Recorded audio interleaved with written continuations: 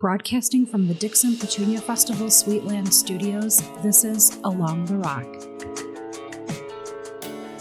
Hello again, and welcome to Along the Rock, our podcast that pays homage, really, to the people of the Sauk Valley and the river that runs through it. I'm Mark Morris, your host, and joining me from the Dixon Historic Theater, Tori Highley. Tori, thanks. I appreciate it. Yeah. I know you're extremely busy. We've been talking before we started, recording the show, and you've got two, I'll call them junior shows coming up. That because they're, cast with young people and they're written with younger people in mind. Tell us how the theater itself, which has undergone a lot of work in the last, year and a half, 2 years, is cooperating with you. It's going great. We are into a really busy season. We're right in the beginning of it. We just underwent, like you said, a big transition. We had a $150 million renovation that just finished. Wow. Wow is right. Yeah, we got new waterproofing on our roof, which was a big deal. Waterproofing along one of our walls, which was leaking into the building. And we had new plaster work done to restore the interior of the theater, as well as new painting. So when you walk into the theater, it's really like walking back into that 1920s feel of a theater. It's a gem downtown in Dixon. Yeah, back then things were a little, it was considered a formal event. Correct. Yeah. I just did a ton of research actually on the theater itself and the building for Founders Day in Dixon. Uh-huh. And I mean, the 1920s, it was quality throughout was the slogan when they built it. And there were draperies on the walls, which we don't have those anymore. But the grand colors that are within the theater right now are what was originally painted back in 1922. So you get to kind of have that same feel with the bronze and the golds and the reds and the blues. So if I have not been in the theater in, say, 10 years. It's a new building. Okay. It really is. Is it going to look familiar at all? The bones are still the same, but we really did do some great restoration work on the interior. We have new concession stands and new bars also located throughout the entire building, which was a huge step that we needed. There was no permanent concession stands within the building in the last 20 years. So we now have those, and we have bars and a liquor license now, which is exciting. Lots of cool things. It is for us grown-ups. It sure is, yeah. So lots of exciting things. Okay.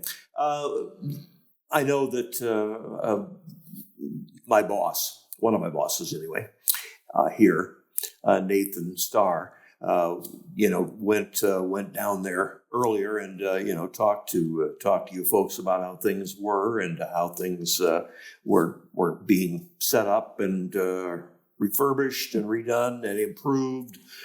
Are there any things left to do in terms of the physical plant? Well, there are definitely still improvements that we want. Okay. So the dome, when you walk in, that has not been restored to its original glory. It was once a night sky. Right now, it's just a deep navy blue. There are plans to eventually have that restored and have a mural put back there. The seating, if you walk into the theater, the seating is still the seating from the 80s, 90s era. We have 2 new seats in the lobby that have been reupholstered and that we are planning to do a seat campaign to change out our seats and have those restored. So the upstairs ones are the original seats. They'll be restored, and the downstairs ones will get new ones that match those upstairs ones. Okay. So any idea how much that campaign is going to be trying to raise? We're about $500,000 is what we think that cost is going to run us. Yeah. Okay. Get ready for summer fun at the 2025 Dixon Petunia Festival, featuring music, food, fireworks, parade, carnival, and much more. July 3rd through 6th in downtown Dixon. Details at petuniafestival.org. Now, you concern yourself mainly with the children's theater, of course, directing choreography and so forth. And I know that there are a lot of other things lined up that have nothing to do with children's theater. Sure thing. You've had to make some, I guess you'd call them concessions. Happens in a lot of theaters where you have to really move quickly if you want to do more than one show. For So sure. tell me some of the things that you're having to go through to make sure that you can get your shows on in between other performances of music, maybe dancing, bands and so forth. Yeah, so we've got our 2 kids shows happening right now. One of the interesting things about being in a performing arts center that has all sorts of things happening at it is we can't get those sets up right away. So the kids' sets are kind of propped up on the back side of the wall and getting made partially, and then they'll be put together the week of show. On top of that, too, we're also doing some community theater shows. So we are doing Footloose this summer, which is really exciting. Auditions are happening on Friday for that. Sure. And then we've got all of our rock concerts that are happening. Pink Floyd is happening this Saturday, and next Thursday we have a boy band tribute called Larger Than Life. Okay. Yeah. So we're really squeezing in. We have almost every weekend this year has an event happening, either Thursday, Friday, or Saturday, or Sunday. Yeah. There was 3 weekends that we did not have events happening. One of those was last weekend for Easter. And then the next one will be 4th of July. So we're a busy theater. Yeah, a little down the road there. You mentioned Sister Hazel, I think, at one point. Yes, Sister Hazel is coming on May 11th, which is really cool. So we do a lot of tribute bands, but we're also trying to get in some original artists. So that Sister Hazel is one of those. We're really excited to have them. Mm-hmm. Which leads me to another question. Do you have a need for more tech volunteer staff? Absolutely. Our volunteer list is needing to grow with the theater. That's for sure. I've gone to 2 different volunteer fairs to sign up volunteers, but I am always happy to get more signed up. At every event, there'll be a little clipboard sitting out for you to write down your name and email to join the list. Like I said, with events happening every weekend, our usual list of volunteers are definitely going to get burned through and fast. So we always need help. All right.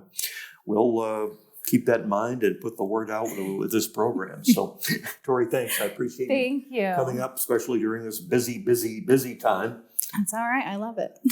I thrive on the busy. All right. Well, 2 shows coming up in May. Yes. And then how soon before the next children's performance? So the next children's theater show, after these 2 in May, we are doing an auditioned group at the end of August called Dare to Dream. It's like a variety show by Disney. It's a bunch of Disney classic songs, and it's got a couple Disney World workers who are kind of walking through this Disney World and learning all about it. And there's just lots of variety of songs. So that's really fun. That'll be the end of August. We'll do that. And then we'll jump into our normal season in August as well. And in November, we will have Rudolph Jr. and Oklahoma Jr. Okay. Lots and lots going on. Oh, what a wonderful morning. Yes. All right, Tori, thanks again for joining us. And I'd also like to thank our crew here for making this program possible. I'm Mark Morris. Hope you can join us next time and all the times thereafter along the rock.